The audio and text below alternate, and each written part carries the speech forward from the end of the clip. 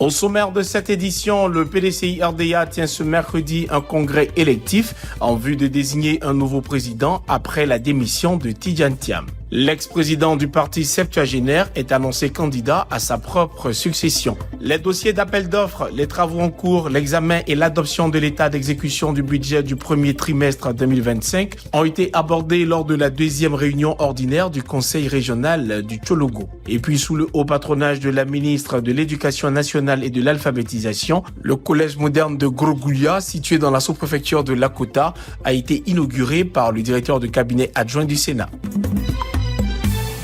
Dans un contexte marqué par la démission de son président Cheikh Tidjane Thiam, le Parti démocratique de Côte d'Ivoire a organisé une conférence de presse le mardi 13 mai à son siège de Cocody. Cette rencontre avec la presse a permis de présenter les grandes lignes de l'organisation du congrès prévu ce mercredi 14 mai, ainsi que la candidature de l'ex-chef du parti Tidjane Thiam. Le bureau politique a décidé qu'il y a un congrès parce que ce bureau politique a la responsabilité est souverain.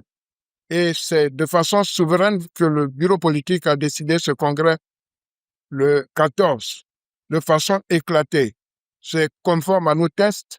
Nous espérons que la bonne foi sera respectée, sera affichée, surtout par des personnes qui se disent militantes du parti et que ces personnes ne viendront pas encore faire étaler leur mauvaise foi. Élu en décembre 2023 avec 96,48% des voix, Tidjane Thiam apparaît comme le grand favori de cette élection interne. Cependant, le scrutin intervient dans un climat de contestation alors qu'un procès opposant Valérie Yapo, ancienne membre du bureau politique, à Tidjane Thiam est en cours. Le Salon international du livre d'Abidjan s'affirme au fil des éditions comme une véritable plateforme d'expression et de valorisation pour les jeunes auteurs. Bien plus qu'un simple rendez-vous littéraire, l'événement constitue une vitrine incontournable pour présenter leurs œuvres, faire entendre leur voix et affirmer leur créativité. Parmi ces jeunes plumes, Ashley Abois est revenue sur les origines de sa passion pour l'écriture. Depuis que je suis petite, j'étais toujours inspirée par le fait que mes frères et sœurs écrivent. Mon grand frère écrivait. Ma sœur, elle lisait beaucoup. J'ai été un peu dans la lecture et l'écriture à la fois depuis que je suis vraiment petite.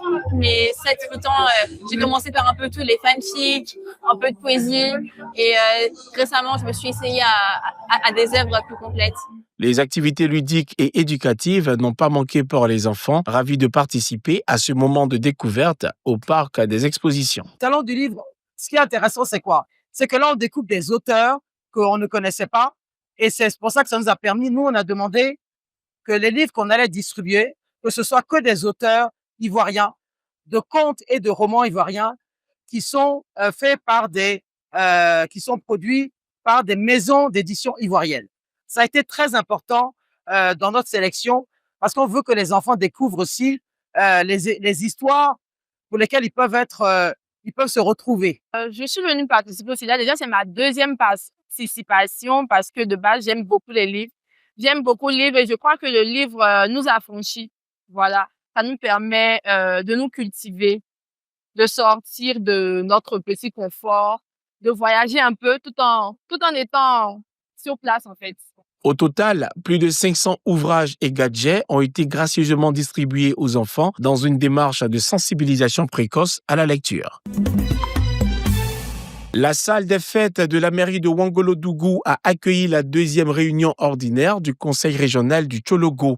À l'ordre du jour, les dossiers d'appel d'offres, les travaux en cours ainsi que l'examen et l'adoption de l'état d'exécution du budget du premier trimestre 2025. Après délibération, l'ensemble des points a été adopté. Le président du Conseil régional a exprimé sa satisfaction quant à l'avancée des projets et au bon déroulement des travaux. Modificatif que nous avons soumis à l'attention donc des conseillers, d'une part, et aussi le plan triennal que nous avons soumis à leur attention. Bien sûr, tous ces deux dossiers ont connu l'approbation du Conseil dans sa majorité. Nous nous en félicitons. Ceci va dans la droite ligne de ce que nous faisons en tant que dirigeants du Conseil régional du Tchologo, c'est de faire en sorte que nos parents puissent bénéficier de la politique de décentralisation de son Excellence le Président de la République. Abordant l'actualité nationale, le président du Conseil régional a appelé les populations à cultiver la cohésion sociale. Je voudrais, en tout cas, en ce qui me concerne, en tant qu'acteur politique, en tant que président du Conseil régional du Tchologo, dire à toutes les populations du Tchologo d'œuvrer dans la cohésion, dans la paix, dans la fraternité. On peut avoir des opinions diverses, mais l'essentiel, c'est le Tchologo. L'essentiel, c'est la Côte d'Ivoire. La cérémonie s'est achevée par la remise de diplômes à de jeunes bénéficiaires du programme stratégique de transformation de l'aquaculture en Côte d'Ivoire, suivie d'une visite au centre du pavillon pédiatrique de l'hôpital général de Ouangolodougou, construit par le Conseil régional.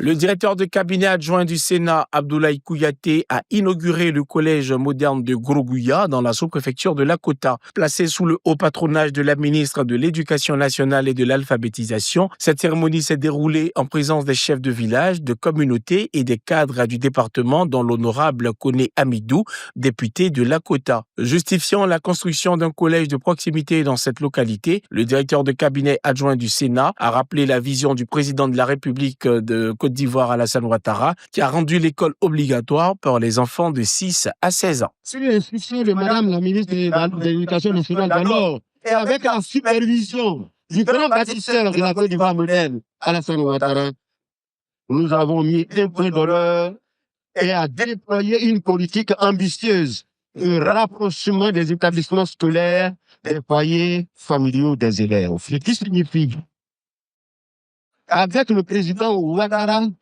il y a une planification du développement par rapport aux besoins des populations. Par la voix de leur président de mutuelle, les populations de ce village ont exprimé leur gratitude au chef de l'État pour tous ces actes de bienfait à l'endroit de toutes les couches sociales du département de Lakota. C'est ici que prend fin cette édition préparée par l'ensemble de la rédaction. Merci de l'avoir suivi. Restez sur cette info. Les programmes reviennent.